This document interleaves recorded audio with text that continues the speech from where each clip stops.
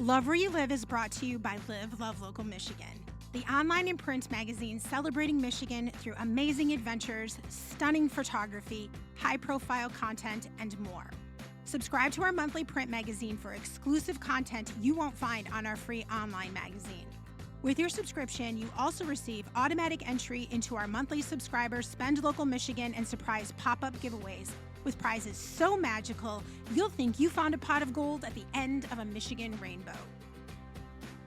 Subscribe online at livelovelocalmi.com.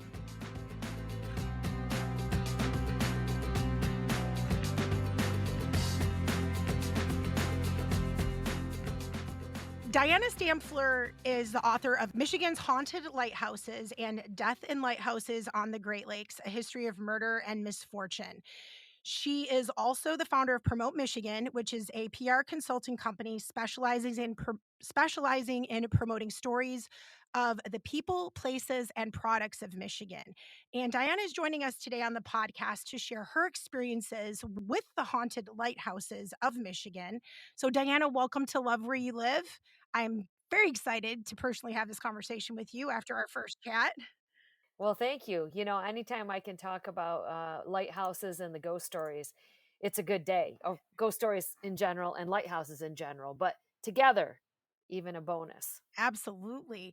Well, before we dive into the actual stories behind some of the most haunted lighthouses in Michigan, share with us what actually led you down the path to writing about this and getting involved in the haunted aspect of Michigan. Well, I had actually, in my career, before I launched Promote Michigan, I was actually working for an organization in Grand Rapids called the West Michigan Tourist Association. And it was kind of like a convention and visitors bureau, but it encompassed the entire west half of Michigan's Lower Peninsula and a little bit in the UP as well.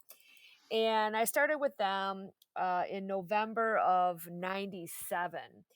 And my very first project with them was to catalog all of the lighthouses that are on Lake Michigan. And back then it was just, basically putting a spreadsheet together and cataloging them and wasn't anything too exciting. But as I started talking to these folks at the lighthouse museums and whatnot, and this is actually talking because the internet was very new back then. So I think I was the only one on staff that had an actual email address. Oh, wow. At that Wait a point. minute. So, right. So it was, so I was making phone calls and visiting and as I was gathering this information, I started hearing some of these ghost stories. And I just became intrigued with them for multiple reasons. One, my parents, my mom particularly, and my daughter had both had ghost experiences earlier on that I was introduced to. My mom, I remember coming home from work. She worked at this restaurant that was rumored to be haunted. And I was probably in middle school, and she was telling me about like ketchup bottles flying off the shelves of this restaurant and other weird things that would happen. Well, flash forward years later, and my daughter, when she was 4, had her first ghost encounter at the very same restaurant with one of the spirits that my mom had had an encounter with however many years before. And to me, that really solidified this belief in the spirits, because what are the chances that two people 2 generations apart are going to have the same encounter in the same space? Were you a uh, skeptic when your mom was telling you the I don't stories in I the actually beginning? I honestly, I don't even remember. I was so young. I mean, I remember her telling it, but I don't remember having an opinion one way or the other. Mhm. um But after my daughter told me this, and she actually had an encounter with a ghost of a young girl who was because the restaurant was in an old house. And so we went right back to the table, and I'm like, tell grandma what just happened. And so my daughter told my mom, and my mom just looked at me like questioning if I had told her about this. And I'm like, I didn't say anything. Like, this was all her. So that was kind of, and that was right about the time when I started doing the lighthouse research. And so I guess those two things together just kind of solidified. And over time, even to this day, my daughter's in her 30s now, and she still occasionally will have experiences at different places. They were primarily when she was a teenager and a child. But so to me, it kind of came from there. And over time, I've had a handful of experiences. Um, ironically, not at lighthouses, even though I go and try to get them to come out. But so it just those kind of things just kind of happened together in the late '90s, and um, I continued to write about and research lighthouses, and then I started speaking on them because libraries are hungry for presenters to come in. And back then, I had a program called Michigan's Ghostly Beacons, and I would tell these ghost stories using slides. Like that's how long ago it was, before PowerPoint. It was like slideshows, and it just kind of kept evolving from there. um and in 2017, I think it was, the History Press reached out to me and said, we've got this new series of books, that we have, this haunted series, nationally, that does really really well. And we've got all these great lighthouse books, and they sell really really well, and we think if we put a book together that includes both of those things, it will sell. And so they apparently googled Michigan's haunted lighthouses, and my name kept showing up on Google searches because I was already speaking on it and already writing about it. And so they reached out and they said, would you be interested in writing the book? And I took a little bit of time because it is quite a commitment to, spending 5 minutes talking about a lighthouse in a presentation is a lot different than cataloging and doing all the deep down research. But I finally committed to that, and my dad helped me out a little bit. And we went in, and it was a really great experience, for any writers that are listening. um, First of all, when the publisher comes to you, that's a bonus because you For don't have to sure. sell yourself to Sell them. it. um, but they were great. Like they had, they provide great resources, like how you need to write things, what your style guide is, and everything. And they basically came back and I think had like three things. Like one, here's your deadline.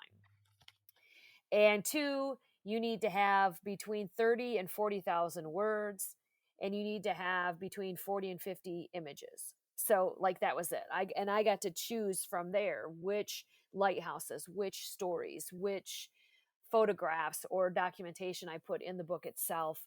And it was really great because then, out of Michigan's 129 lighthouses, about 45 of them are haunted. And I was able to pick those that were spread out geographically, ones that I had, most of them that I had visited at the time, or had knowledge of, or had been speaking about or writing about previously. And so I picked the best 13, right? Because haunted stuff, that's the only number you can really write about. Right. And it was great. So I hunkered down, and I think I had about 7 months to get it finalized and turned in. And then it came out. It was, the timing of its release was great because it came out like the day of the state tourism conference. I literally got the shipment the day before. Nice. Perfect And timing. so yeah, so like I'm selling the book on day one to all of my colleagues at the state conference in Traverse City. And that was just, I think that timing of it all really just played out really really well for me. And it was a great experience, um, just just all around. Don't make a lot of money being an author. I'm going to tell you that right now, Yeah, unless you're unless you Stephen King. or John Grisham or Right. somebody like that. You're not making a lot of money. It's more for Um, love a labor of yeah, love at this you make level. more. You make more giving your presentations and selling books yourself at those than you do on royalties. Like I'm waiting for my royalty check to come this month, yet, and I can make more in 1 month giving. Like the month of October obviously is a big month for Yeah, I bet. presentations. um, and I can make twice as much in October traveling and giving presentations than I can for my whole year worth of That's royalties. crazy. That's crazy. Because you don't, you get 8% on the wholesale price, so Yeah, that's like a buck a book. right, right. So my message to people is buy direct from the author, Yeah, always, if you can. always, always, And if you always. can't, then go to the local bookstores that support local authors, and don't give any money to those online people that don't know you. Exactly. There's my PSA for the day. There you go, and we're gonna allow it. Yeah, you know what? And it's not just me. I'm saying that for I For have a every lot of author. yeah, Yeah, I have a lot of author friends, the same for music, the same for local art, buying direct. It's just like when you buy farm market foods and beer from local breweries, you're keeping that money local and supporting everybody. 100%. And so I want to, just like with your magazine, Yeah, buy everything's local. subscriptions, you Exactly. know? Please. You gotta support, and that's the thing. It's a great community out there when you get into writing or into ghost hunting or into lighthouses. It You know, really each is. each of these groups have their own people who are just super supportive of each other and are not competitive. And so, No. I went and I did a blog post earlier this year because I'm pushing my books and whatever, but I'm like, well, there's haunted books. There's like all these other haunted authors that are through my publisher. So I did a little blog post about all of them because I want them to talk positively about me when they're out there as well. So Sure. you just Yeah. you got to spread the love and make everybody just buy books and read, buy There's an magazines and read. Like read, read, Exactly. read. There's enough to go around, and everybody Oh has yeah. their own interesting slant on things also. I Yeah, for had my sure. f I you know, you and I had a nice conversation, last month when we first connected, and you were telling me about some of your experiences that you've had with this, with hauntings, and I actually had my first experience last night. I'm not gonna give too much away because it's our October profile. What? Yeah, but I had my first paranormal investigation last night, so now I know a Oh, lot that about what you and I were talking about. and you Um, went to the place that I went to also, right? Isn't yes, that where you went? yeah. So I've done 3 there. Yeah, and we had the whole building was closed down. So we were at Eloise Asylum last night. I'm not gonna give away, what we experienced because you will find out in October through the publication and videos we're creating on the experience, but we had the building to ourselves. It wasn't open for the public last night. And it was pretty interesting, let me tell you. Yeah. I don't even watch the ghost hunting shows. I Oh, don't watch really? any of it, so I had no clue about any of these instruments or any of the experiences Re or anything. So it was all like Yeah. I was brand new baby going in last night. Well, now It you're was gonna get yourself a interesting. little ghost hunting kit and carry it around like I I don't do. know, that would freak me out a little, Well, but it was funny, yeah, because it was funny because after we did one at Fort Gratiot, we like started buying. We have this little kit, and it includes one of those like heat thermometer things. You point at your head, take your It yeah. came in handy because I had it when COVID hit. So like I'm like this is serving dual purpose. But it was funny you talk about Eloise. If you don't watch the shows, like we watch them all, and we Yeah, were no. watching Destination X, which is with Josh Gates, And he did a thing and there, I heard, just he recently. it just aired. We just saw it last week or a week and a half ago, and we actually met him a couple of years ago up in Sault Ste. Marie.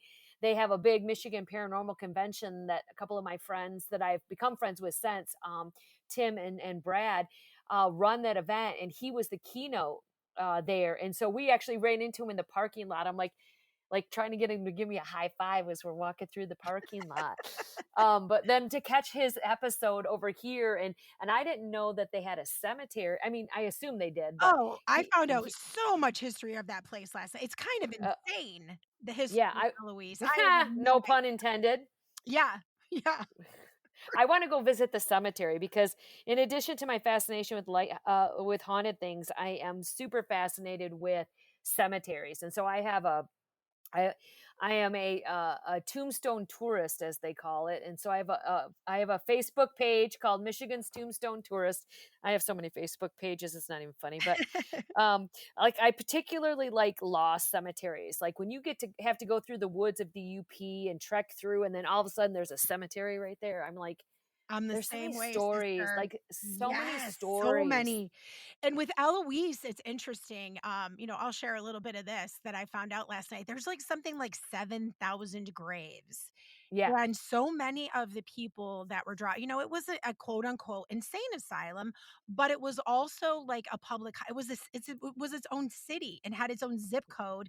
And the post office is actually in the building that's currently standing where we were last night. It's where Eloise Asylum has their escape rooms now. and we didn't go in there. We were just on the main floors. But I learned last night that the cemetery has like 7,000 and there's so many unmarked graves Yeah. and people that were just lost that were there. So it is going to be a pretty interesting experience as well to visit there, and which I want to do as well eventually. It's just Yeah. the whole thing is fascinating to me. It really is. Yeah, there's like, I went to the Toledo hospital when I was researching for my second book, which is, um, also dark.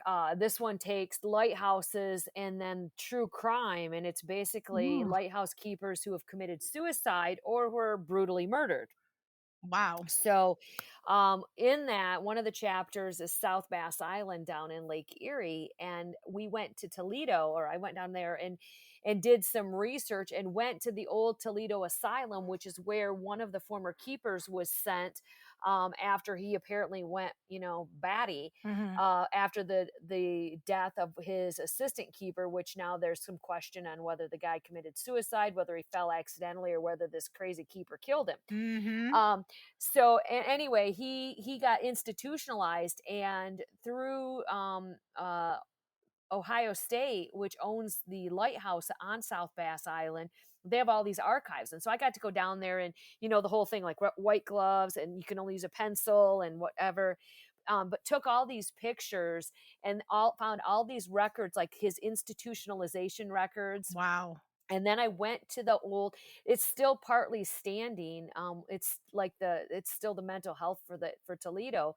And they had the cemetery, and they've been going out there with ground penetrating radar to find the old graves, because basically when somebody died, you got a number. And there was a logbook that had the number. It wasn't like a headstone with your name. You were just number whatever. Well, that's Interesting. what it's like at Eloise as well. They have Yeah. found That some of them. yeah. So it was super fascinating to kind of go through, and it's kind of like a digital treasure hunt when you go in and you're trying to find these stories and this documentation, and I'm so thankful that there's so much online. I mean, I loved Yeah. growing up. My dad was a historian and a genealogist, still is.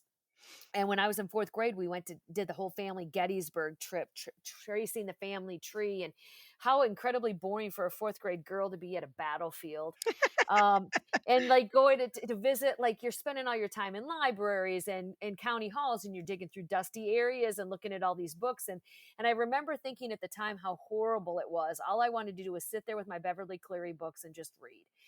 And but when I started working on the books specifically, all those memories came back, and I'm like, that's what it was. Like, it was that was really the catalyst that got me into it, even though I didn't realize it at the time. It kind of foreshadowed where I was going.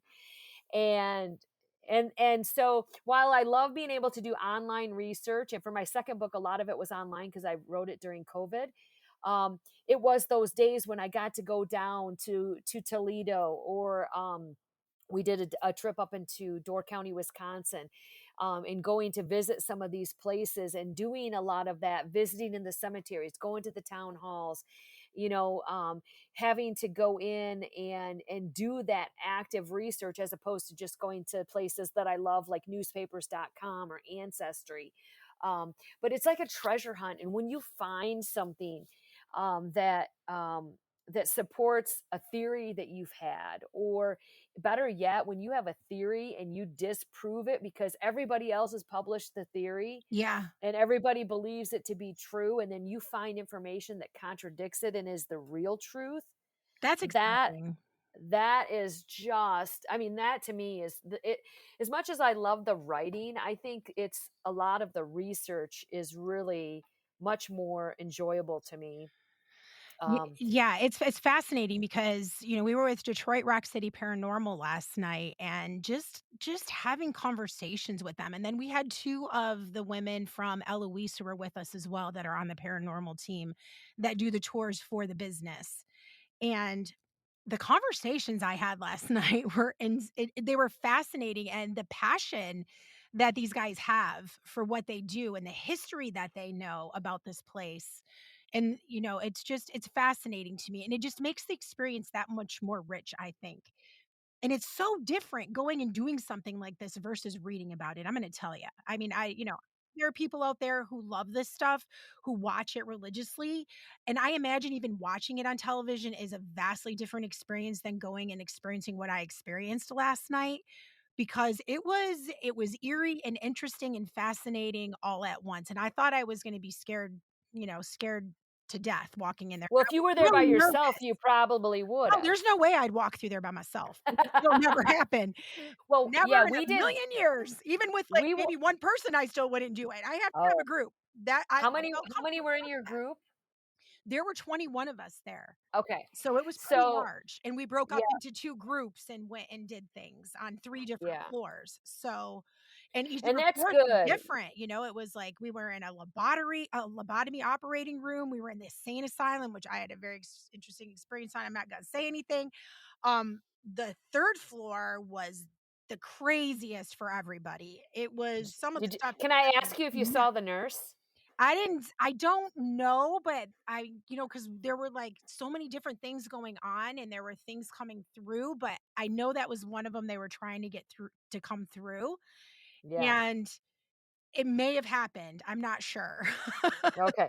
We did Yeah, when we went on our tour there, it was it wa I'm glad you had a good experience. Ours wasn't as great because we were there during Halloween when they were cranking 100 people through every 2 hours, and you couldn't really do any research because there were 50 other people on the floor with you, or people above you, or people below you, and people taking photos with their phone with flash on, and, like, it was cool to say you walked through the building, but it wasn't really a true experience or investigation. We've done similar tours in Traverse City at the asylum there, tunnel tours, and then through some of the buildings that were there. So we've had some experiences in that space.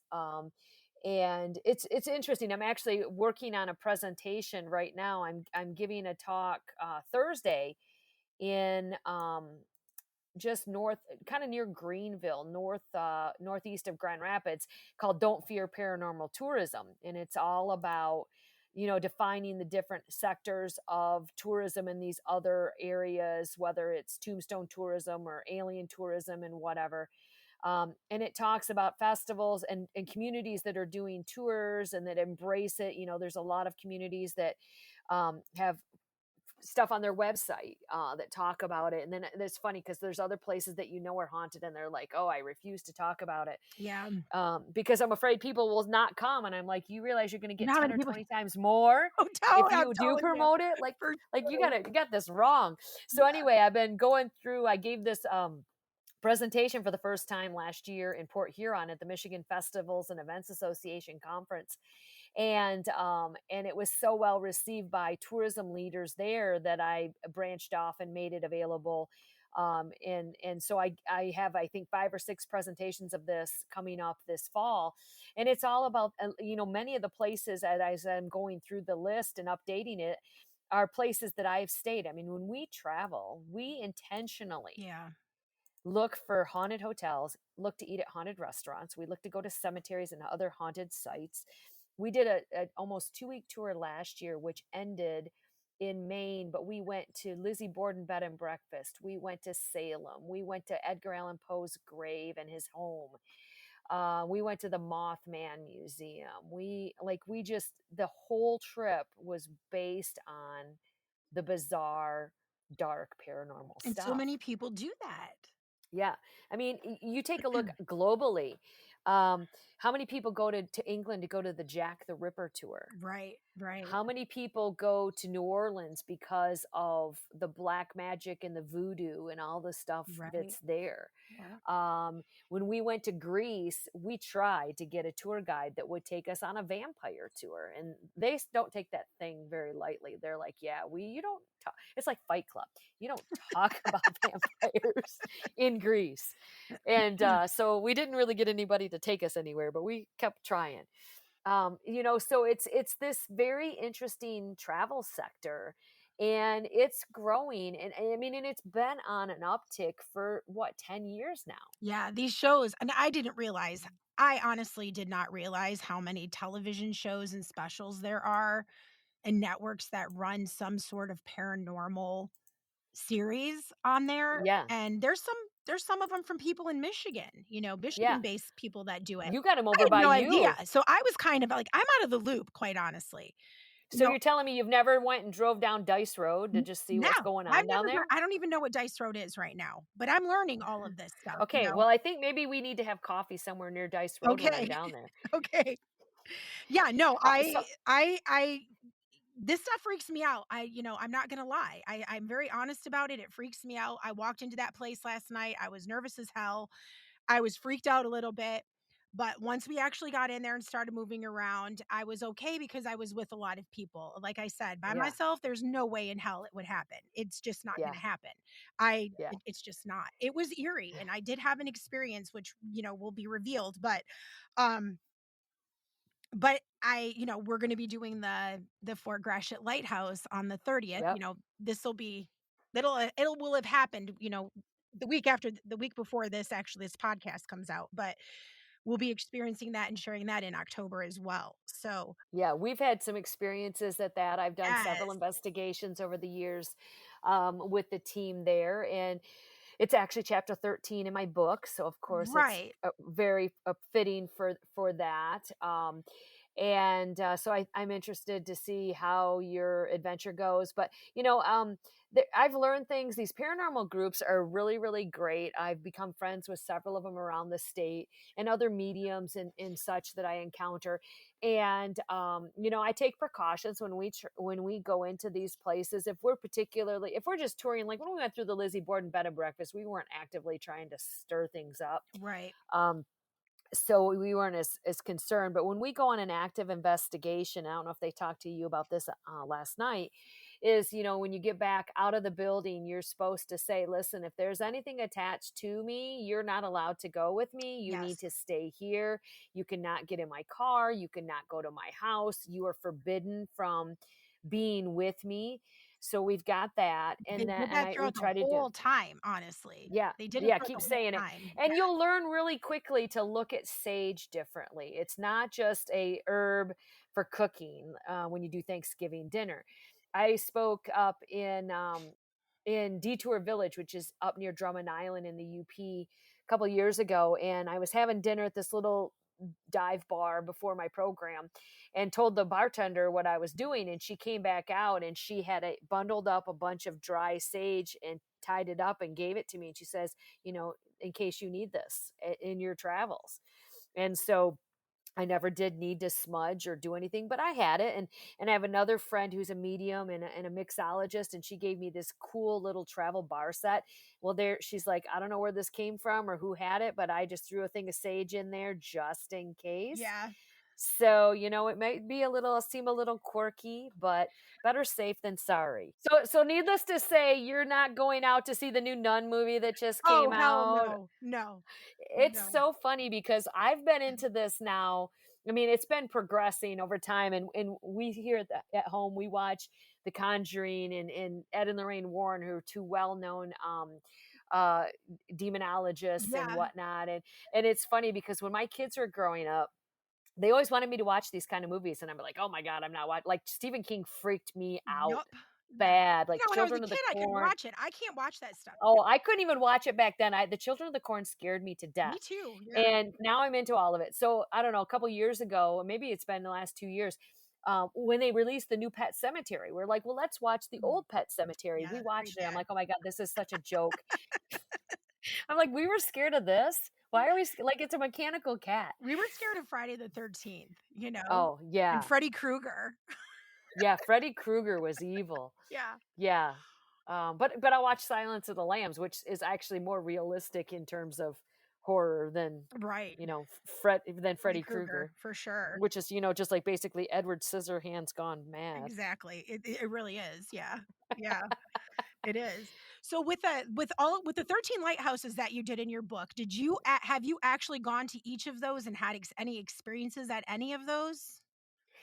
Um, no. No. I mean, yes and no. So, I've been to most of them. Like one of them, which is Waukesha near Mackinac City's in ruins, and so you can't really go out there. Okay. I've seen it from a boat going by it.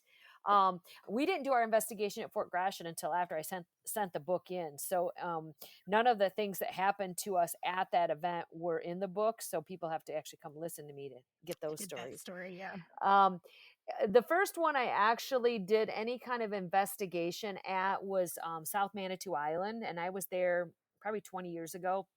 I was actually gave a presentation on lighthouses in general, and as part of that, went over to the island for the first time. And if you've never been, South Manitou is a very rustic island. There are no campground. I mean, there's one little toilet there for men and one for women, and that's it. But there are some Coast Guard buildings, and I got to actually stay in the life saving station. So I actually had a bed and power and water. It was awesome. And at the end, when the boat went back to the mainland, the park ranger tossed me the keys to the lighthouse and said, "It's all yours. Go hang out."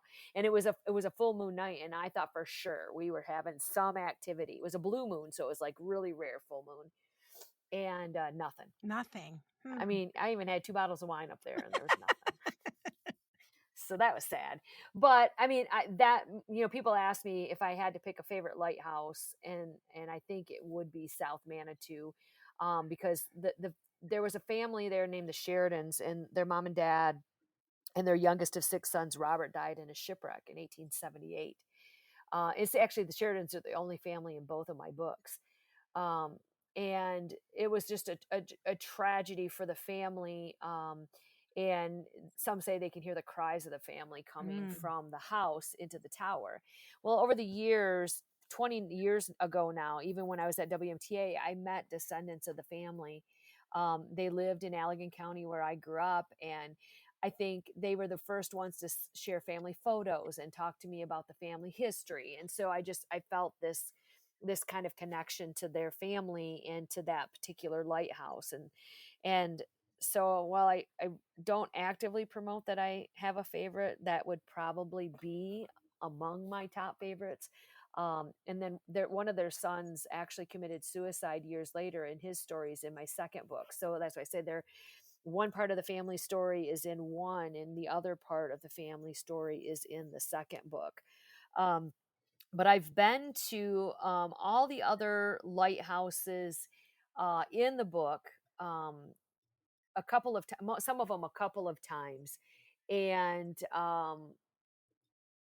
but it's not active investigations at all of them. I've Yeah. just kind of been there to visit Fort Gratiot, and was really the only one that I was there with like equipment and actually did an active investigation at.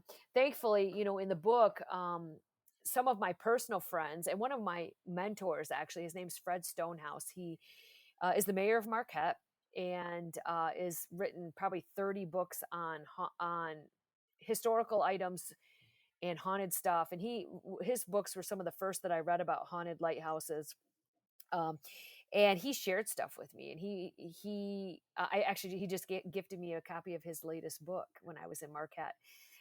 And so I've been lucky to have people like Fred or other friends who had experiences to share their stories and their photos and things with me for the book. And the guys that do the Michigan Paranormal Convention in Sault Ste. Marie, I met them when I was working on my book. We went up to the conference that year that Josh was there, and I didn't know these guys, and I met them. And then when my book came out, well, they came to one of my book events, and they talked at my event about their experiences. And now that I see them at beer festivals, and one of them came to my writers retreat last year. And so now we're not like best buds or anything, but that we know You each know each other, and other, we yeah. can chat and have these great conversations and share information. And they do active investigations. In fact, they just invited me to go on one with them, so I'm going to try and do that yet this fall.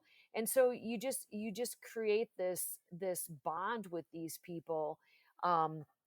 And I think, to me, that's part of the bonus It's such an of writing interesting these stories. community. It really is. Yeah, Like, they're good people, they're fascinating, and you can sit and yeah, you talk for hours and never run out of anything to say because they have so many stories to share and so yeah, many yeah. experiences to share. It Yeah, really it's is. fascinating. I really do enjoy the community of all of that, and it encompasses the greater tourism and history of Michigan. Yeah. And if people come and are listening and they go, listen, I love lighthouses, but I don't believe in any of that haunted stuff, and I don't want to read any gory stories or whatever. And let me just tell people, there are no They're gory not really stories. go There are no yeah, they're not gory they're no stories. they're not poltergeist. We're No. not dealing with demonic image No. things. This isn't like The Nun or any of this other stuff. It's lighthouses that are haunted, I think, because keepers were very passionate individuals and they were committed to their job wholeheartedly. In many cases, we had keepers like Bill Robinson in Whitehall. He served 44 years at the same light and he died there, Yeah. and his wife died there. So, like, you get ghosts at a lot of houses after people die and they just don't want to leave. That's their home. And that's the same situation that we ran into with a lot of the lighthouses in Michigan. It was these passionate keepers who just wanted to stay and be a part of forever at these lighthouses. And so both of the books really, they have their ghost stories or their true crime, and I do quote some articles and whatnot, but really 75% of each of them is history. Yeah. It's Yeah. about the community. It's about the fact that, South Haven's keeper was a Civil War soldier who got injured in battle and he lost his leg and he became a one-legged lighthouse keeper. I mean, how inspiring is that? And he was there for 40 plus years and he owned several businesses in town and he was a decorated man, and he, saved 15 lives in a town along the shoreline of Lake Michigan that was booming from the lumber industry. It's where Chicago got the lumber to rebuild after the Great Fire of 1871. It's a great area where shipping was taking place with um, agriculture and the fruit belt area, and where fishing was taking place. So the books dig into a lot of that regional history as well, and the ghostly part of it is really a small part of what's in these books. Now, the people that want true gore are going to be turned off for that because there's not going to be enough ghost stories for them, but we'll see. Right, right. Well, what I say to them is, like, you go and experience the lighthouse for yourself, Exactly. That's And most of these in the Michigan's haunted lighthouses, um, are open for tours. yeah, yeah, You can't go through the South Haven Light, but you could see it on the pier, and you can make arrangements to go through the keeper's residence, which is where the ghost is.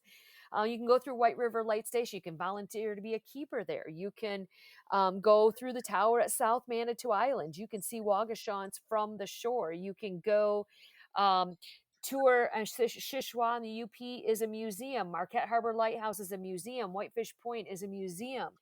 Presqu'île is a museum. Saginaw, I don't know if you know about this, but the rear range light in Bay City on Saginaw Bay, which is now owned by Dow Chemical, right. they're restoring it. So it used to be you could Yes. only go through it during the Tall Ship Celebration, Well, which I the fascinating thing with the Bay City Lighthouse, Bay City's my hometown.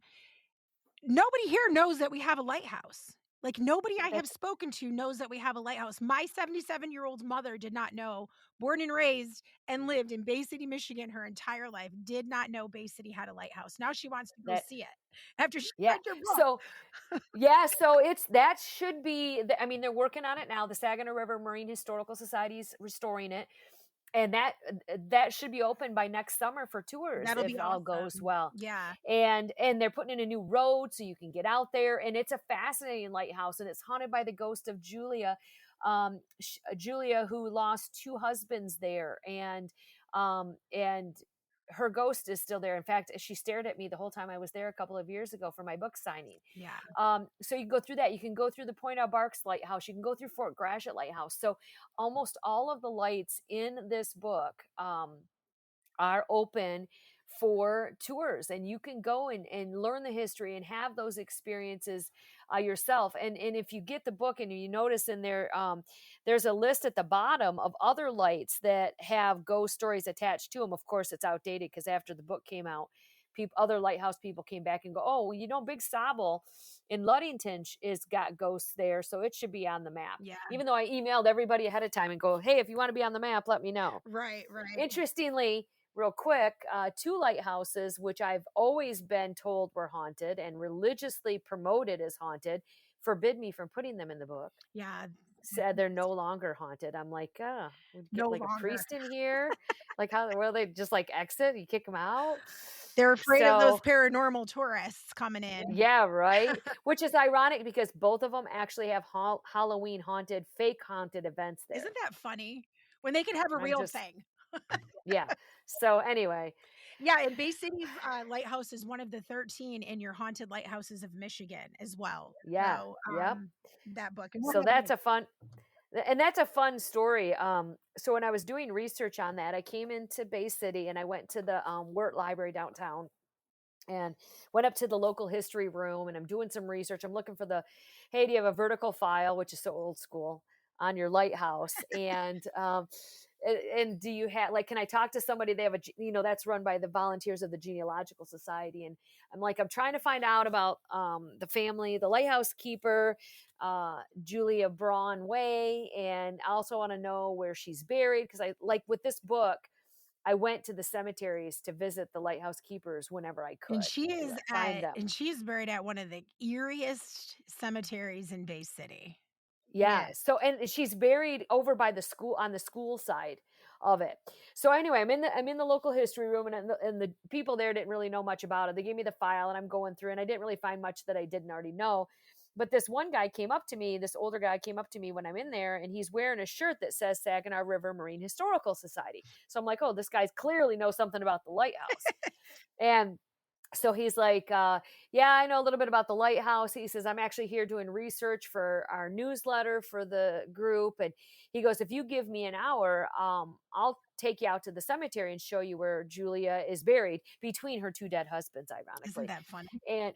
And I'm like, sure, that sounds great. And so I said, I actually have to go across the street to the I don't know if it's City Hall or I think it's actually the county building, because I wanted to find the death records for her two husbands because I didn't know what they died of. And I always thought it was suspicious that she outlived both of them. Yeah. And so I went over there and I'm doing research and then I came back and I followed this guy to the cemetery, which seems a little odd in hindsight because, it's a strange guy that I never met. Let's go to the cemetery. So I mean, I drove myself, so it was safe. Yeah. So we're sitting there, standing there next to the grave, and we're talking, and I'm taking pictures. I get a picture of him next to the grave, and we're talking about it. I'm like, hey, did you ever have any experiences out there at the light? And he starts telling me the story because a lot of the stories there revolve around the Coast Guard years, like in the 70s and 80s. And he starts telling me these stories, and I'm like, wow, that sounds really familiar. And then as we're getting ready to depart, I said, hey, can I get your contact information? And he didn't have a card. So I got a piece of paper out and had him write down his name and his phone number, his email. And I gave him my card. And he says, we'll call you to do a book signing when your book comes out. And so he hands me this sheet of paper with his name on it. And I'm looking at it and I'm thinking about the stories that he's just told me. And I said, hold on a second. So I go to my car and I'm traveling with all the chapters of the book with me, the draft chapters. And I get the chapter that I've written for the Bay City Light. And I flip open and I find this section. I said, hey, will you read this one paragraph? And he looks at it and he's reading it and he's like, hey, that's my name. I had already found a story about this guy having ghost encounters. Interesting. It was already in the book because at this point, the book is 80% done. Mm-hmm. And I run into him randomly in the library and follow him to the cemetery and have him tell me the story personally that I've already included in the book. Oh my gosh. Isn't that the craziest It story? is serendipity. Yeah, and he had me out. I did a book signing that July when the tall ships were in 19. And then I did another event for them. That group meets at a church right on the main road in town. And so I came and did a presentation for them. They had like a dinner and a presentation. And honestly, that group, the Saginaw River group, they share so much of my stuff on social media. They are, I mean, it doesn't even have to be about their light. If it's history or lighthouse oriented, they share it. And Yeah. they're just such great people over there. So I'm super excited. Like I was there at that one lecture when they told me that Dow gave the grant for restoring the light, Yeah, and it's that was awesome. just super exciting that they'll finally open that and bring it back to the people of Bay City and of, you know, the Great Lakes Bay region, but also to the whole state and the Great Lakes. It's super exciting. It really is, and it's something new for Bay City because so many people don't know that we have a lighthouse. Yeah, It blows my I knew that it was there, but I didn't realize that so many people didn't know that yeah. we had it. And I was actually, when I gave a presentation at one of the libraries in town earlier this summer, and a woman came and actually, I have the folder right here in front of me. She went down, and apparently at the museum, the main museum in town, there's like this whole family record and a bunch of photos, and she put it on a flash drive. So I have like pictures of Julia that I've never seen before. Um, and so I haven't had a chance. I actually just uncovered it because it got, you know, put back in my car, and then I just cleaned my car finally, and I'm like, oh, there's that stuff that she gave me, but it's sitting here, and I've got to kind of go through that and take a look at the genealogical part.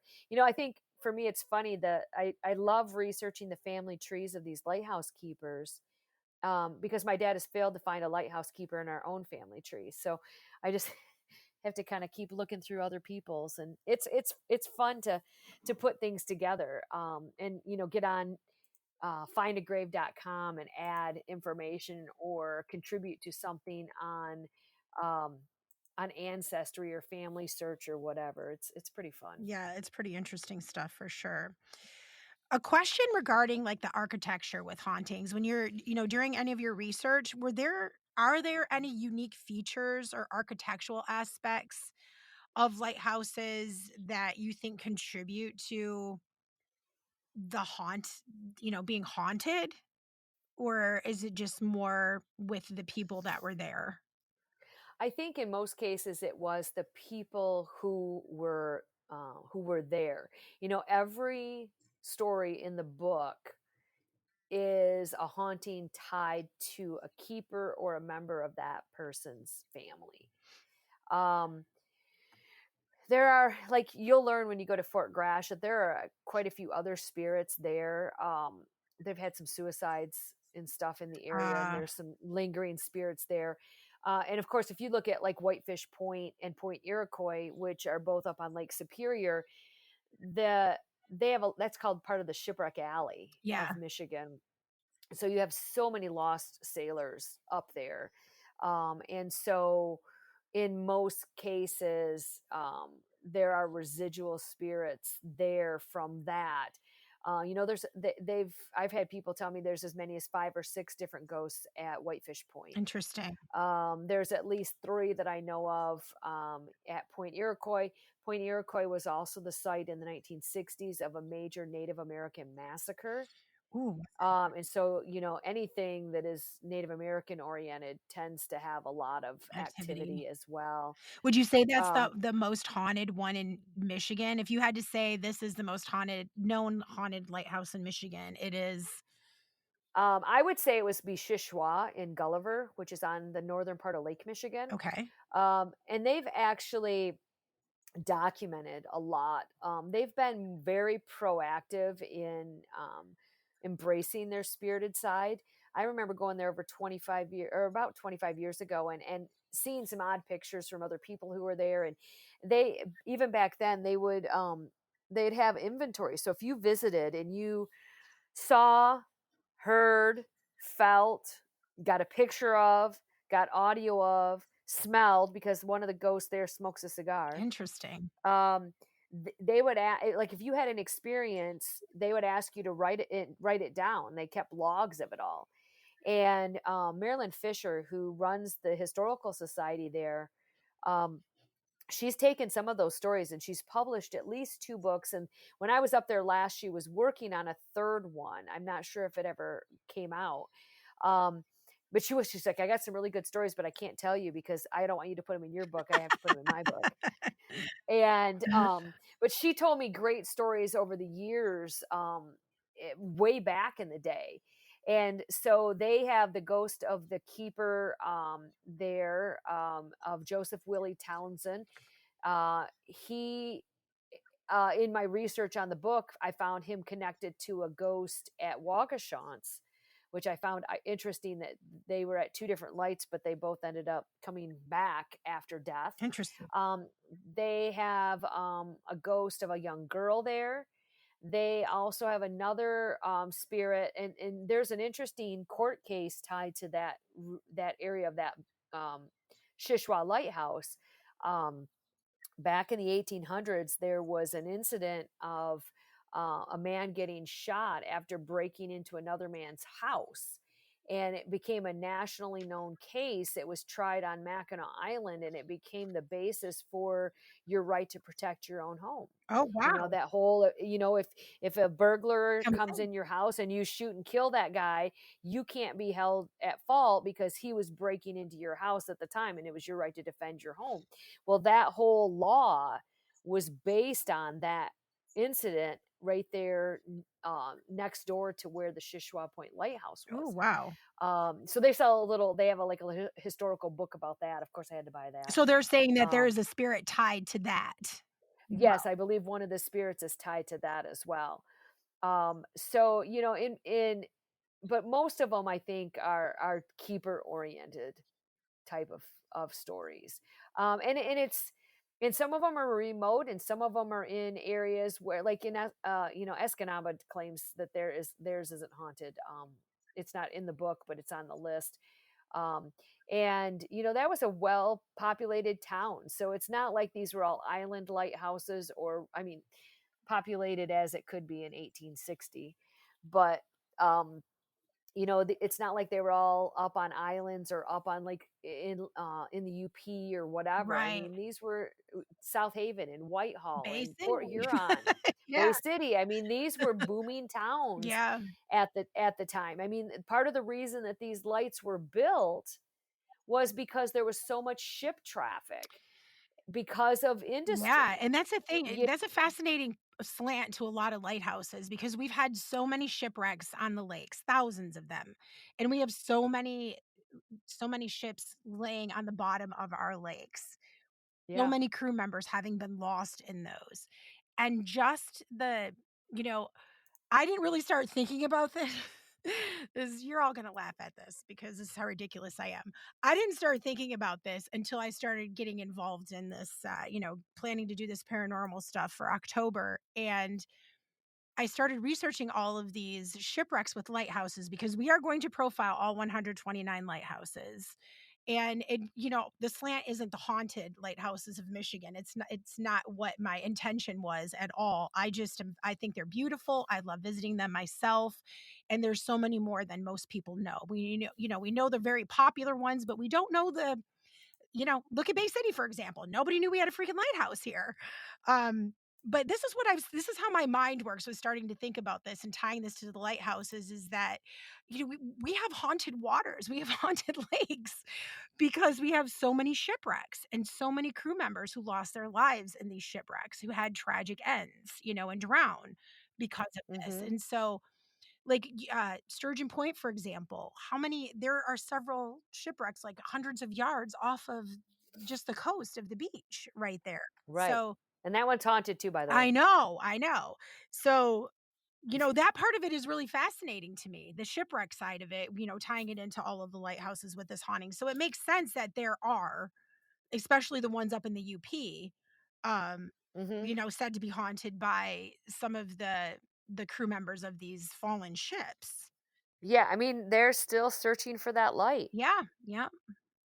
at safety. You think about, interestingly, Whitefish Point was where the Edmund Fitzgerald sank in 1975. Yep. You had all the crew lost there. That was just the most noteworthy. But that's in modern era Yes. shipwreck. Yeah. And you think about, back 100 years prior to that, when you didn't have computers or GPS. and things like that.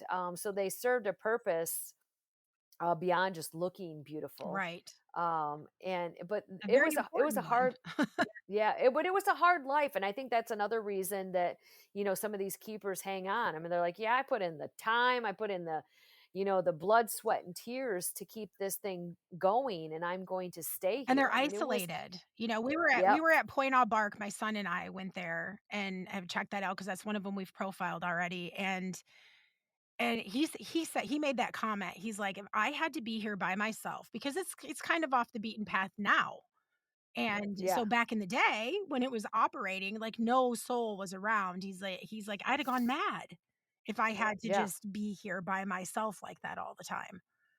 Yeah, and that, that I dig into a little bit in the Death and Lighthouses book, where we have, a keeper, and that one's more Great Lakes based, so Yeah, it's broader. But we had a keeper over in Door County, Wisconsin, who, got broke up with. 'Cause you can't, when you're on an island, you can't take your girl. Well, back then you couldn't have your girlfriend with you in right. general, but if you had a wife, but he was just, it was so desolate, and he was lonely, and he slit his throat. I mean, Oof. went out behind the barn and slit his throat, after asking the local butcher, where the jugular was. Yeah, Um, that that's was horror. like they didn't have red flags back then. Right, right, Um, but it was a very desolate thing, and you either survived it and thrived in it, or you struggled with that. right, And so you saw, there are quite a few suicide stories, sadly, in that second book. right, Um, but others, and what's interesting about that one is most of those, on the murder side of things, they're all cold cases. In only one instance was anybody ever one of the deaths anybody ever tried, and they were acquitted. There were a couple people that they knew who killed them, but then they ended up dying themselves, as a result of some stupid decisions that were made after the murder. But they're all, and they're all like, some of them are, one of them's from Toronto Island. It's from the early 1800s. It's not like we're going to all of a sudden solve it 200 years later. right, right. I mean, they're going to pretty much remain cold Yeah, cases. But it's interesting to dig into the old theories, and find, even with the haunted ones, to go and find newspaper articles from the early 1900s or the late 1800s that talk about keepers that died, or shipwrecks, or some of that. That I find quite I do fascinating too, as well. yeah. The shipwrecks really fascinate me because we see Bay City is a port. We're right on Lake Huron, so we have the big ships, the steamers coming in, all summer long. So I grew up having big ships come in, and then we have the tall ships that come here every 4 years. I think they started coming years and years ago because I remember seeing them at one point too. Um, but, having these, you know, what people think of when they think of pirate ships. Like sailing the Yeah, seas, sailing the Great Lakes. They sailed the Great Lakes, and there are so many of them. It's fascinating to learn about that. It truly is, yeah. it's such an interesting part of our history that a lot of people know about, but a lot of people don't at the same time. And so sharing those stories and connecting how things are connected with certain, folklore or different lighthouses it's an interesting way to appreciate what we have, the uniqueness of what we have in Michigan, because Yeah, have we really do have a unique tourist, I don't know, tourism that no other state really has. Because we have the most lighthouses in the United States. We're literally surrounded on 3 sides by water.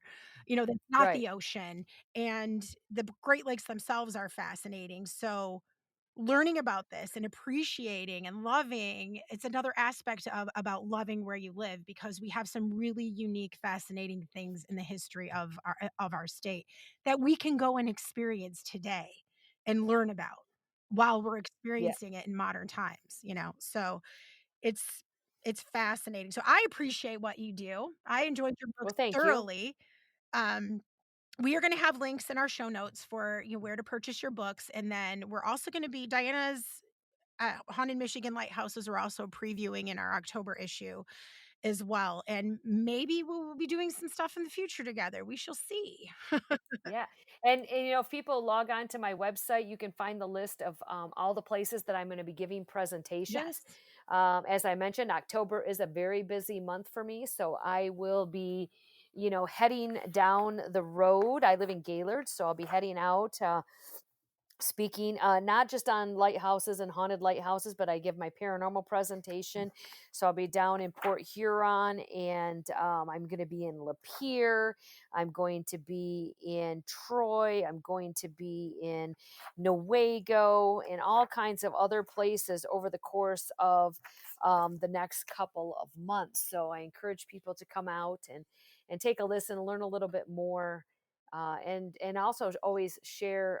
I love to hear other people's stories about their ghost Yeah, encounters for as sure. We'll well. we'll include a link to your calendar also in the show notes. Perfect. And then you have several Facebook pages, so you and I will talk, include which ones that we'll have links in the show notes for as well. So you'll be able to find her on Facebook in all of her areas of interest, which is all There are many. fascinating for Michigan. Yeah, I go down lots of rabbit holes on a regular basis.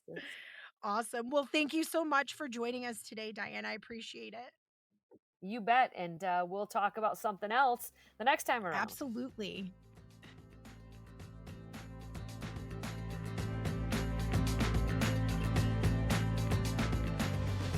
Do you love our podcast and online content? Then you'll love our monthly print magazine plus 5 bonus magazines even more. Subscribe Plus 5 offers amazing adventures, stunning photography, and high-profile content you won't find in our free online magazine. Plus, you receive automatic entry into our monthly Spend Local Michigan and surprise pop-up giveaways, where you have a chance to win a monthly Made in Michigan goodie box and other awesome prizes like GoPros, kayaks, outdoor gear, and more. Subscribe Plus 5 today at livelovelocalmi.com.